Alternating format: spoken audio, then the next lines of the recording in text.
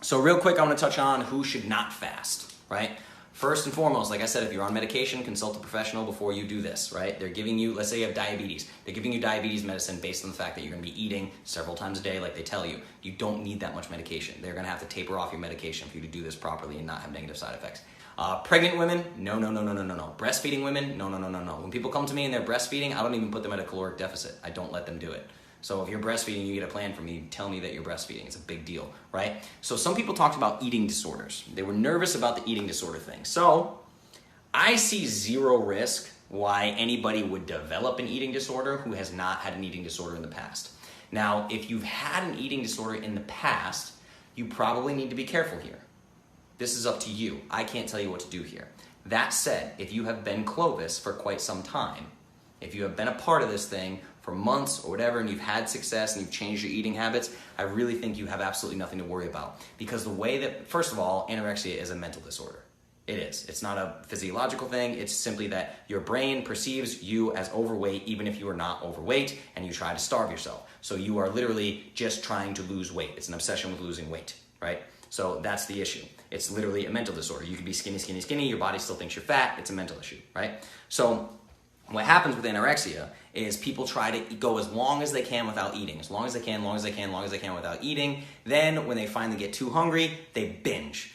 Chips, Doritos, ice cream, whatever it may be. That's, generally speaking, most people with anorexia are not binging on grass-fed, pasture-raised beef, pastured eggs, organic broccoli, right? They're not binging on those things. I don't really think that there's a huge risk of eating disorder issues here. I really don't. And especially if when you are feeding, you are hitting your freaking macros. Hit your freaking macros, right? This is not, like I told you, caloric restriction is terrible for you. Fasting is beneficial for you, okay? So I hope that kind of clears that up. If you're Clovis, you know better, right? But if you think you could potentially snowball into bad habits, don't even mess with it. So I want to do this quick note about kids though. Quick note about kids. Kids are incredibly in tune with their bodies. Kids will eat when they want to eat. People tell me all the time that my kid's stubborn, he won't eat enough, he won't do this, he won't do that, right? Don't abuse your kids with food. So this is a real serious thing, and sorry, I'm not a parent, I get it, but I get to observe these things from the outside looking in because I'm not a parent. I'm also quite familiar with therapy and childhood and upbringing and all of these things, right, that I've studied pretty extensively, even though I don't have kids, which means I've studied it for myself, all right? So I kind of speak from experience in these things. So I'm gonna give you an example, right? Some people abuse their kids with food and they don't know they're doing it. Now, let me flip the script on this. Sorry if this upsets anybody, I really am, but this is something that I learned, right?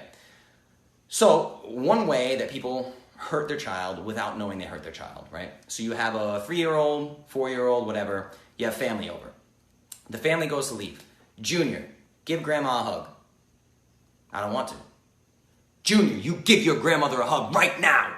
Right now, you go give her a hug and tell her you love her, right? This stuff happens all the time. I see it all the time with kids, right?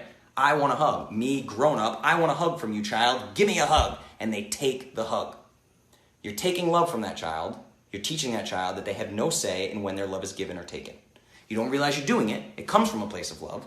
You think that hugs are wonderful. This kid thinks he has no say in the matter, all right? So it's the same thing if you think about food.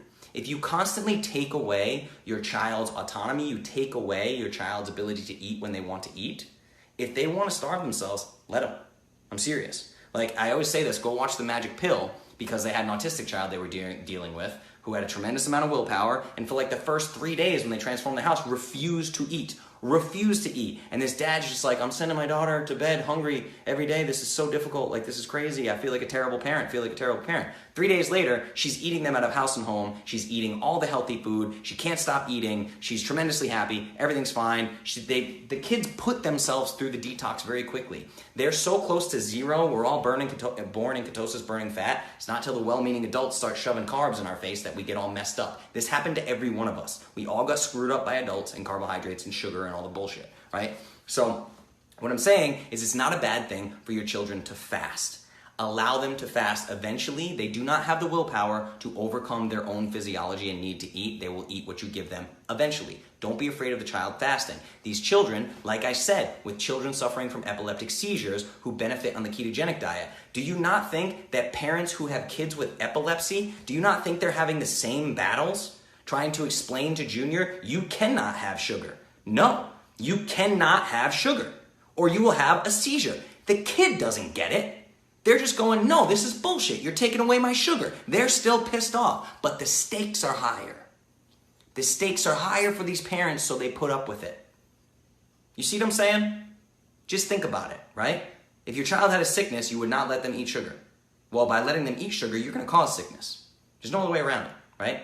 So you have to give these kids the opportunity to choose for themselves. This stuff like you're sitting at the table and you're not leaving until you finish that plate of broccoli. The kid's going to hate broccoli forever. Forever, right? Let them do their own thing here. You need to let these kids figure it out for themselves. So many Clovis kids and Clovis parents are learning that these kids are figuring out for themselves. Mommy, I had a bunch of sugar and I feel really crappy. I'm never eating sugar again. This is happening every day in Clovis kids. This is why I made Clovis kids, to let these little independent human beings be themselves, right? This is so important, guys. I get so worked up about the kid thing. Now, the other thing I want to talk about is you need to lead by example. If you're eating Cliff Bars and Laura Bars all day and snacking on fruit, your kid's going to want to, right? Lead by example. Meal times. Meal times. You eat with the kids at meal times. The other thing to remember, and this is really, really, really, really important. When your kid has a stomach flu, I hear this all the time. Guys, stop feeding them, right? I get questions all the time where people are like, Justin, my kids came down with a stomach bug. They can't keep everything down. I've tried everything. I've tried ginger ale. I've tried meat. I've tried broccoli. I've tried bread. I've tried everything. They can't keep anything down. You're torturing that kid. The kid is puking every time you put something in his body, but you are convinced that if you don't feed the little dude every 2 hours, you're a bad parent. You care so much what other people think, and you've been convinced, you've been lied to. You've been lied to your whole life that you need to eat every 2 to 3 hours, right? You're shoving food in a kid's mouth who's sick. They don't want to eat. Leave them alone. You're forcing them to puke over and over and over by putting food in their system. They will get the same fasting benefits, autophagy, apoptosis, all these things. Let these kids, there was one person who was talking to me about it in one of the groups, and then she was like, oh yeah, my kids got really sick, they had a stomach flu, and now they're ravenous, they're eating everything. Okay, they told you now. Mom, I'm ready to eat. I'm eating and keeping it down. They're hungry, they're ravenous, they want to eat everything. Now, your only job is to make sure that all the choices are good choices. Clovis approved. Clovis kids approved. If your house is a Clovis only zone, they only have healthy options, let them eat whenever they want. Or let them fast whenever they want. Your only option is to encourage, lead by example, guide them in the right directions, and give them a set of options. That's all you have to do. So this is really important for kids. Kids can get the benefits of fasting too. They might not even know they're doing it. You know? They might know they're doing it. They might want to try it. Jessica Ridley's kid tried it. He's awesome. He's really cool. He wanted to tell me the whole story. He's awesome. He wanted to fast and tell Mr. Justin about it. It's fantastic, right?